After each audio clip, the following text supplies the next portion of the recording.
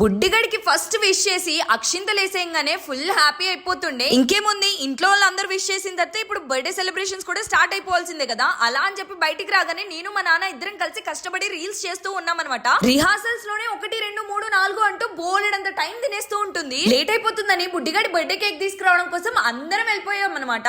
ఏం ఎండలు రా నాయన, ఒక్కసారిగా ఆంధ్రప్రదేశ్ రావాలంటే భయం పట్టుకునేలా చేస్తున్నాయి. సమ్మర్ లో 2 సార్లు డేర్ చేసి వచ్చినందుకు 2 సార్లు హాస్పిటల్ లో అడ్మిట్ అయ్యారు. సరే వర్షాకాలమే కదా అనుకుంటే ఇప్పుడు కూడా అలానే ఉంది. గోపురం దగ్గర తాటి రొట్టెలు అమ్ముతూ ఉంటే సర్లే కదా అని చెప్పి వెంటనే ఆపేస్తుండే మా డాడీ. నాకు కానీ మా డాడీకి కానీ చాలా ఇష్టం. తాటి రొట్టె కంటే కూడా తాటిగారులు అంటే చాలా టేస్టీగా ఉంటుంది. అది డిఫరెంట్ గా చేస్తారు, ఇది డిఫరెంట్ గా చేస్తారు అనడానికి ఏం లేదు. ఒకటే దాంతో చేస్తారు కానీ shape and the sizes different కదా. చెప్పాను కదా ఎండలు అని చెప్పి. డీహైడ్రేషన్ బాడీ ఎలా అయిపోతుందంటే ఎండాకాలంలో ఎలా అవుతుందో అలానే అవుతూ వచ్చింది. ఎక్కడికక్కడ బాడీని హైడ్రేట్ చేస్తూనే ఉండాల్సి వచ్చింది. ఇంకా ఫైనల్ గా కేక్ దగ్గరికి అయితే వచ్చేసాము. కేక్ తీసుకుని అయితే ఇప్పుడు బుడ్డిగడి దగ్గరికి వెళ్ళిపోదాం. See you in the next vlog guys, bye by.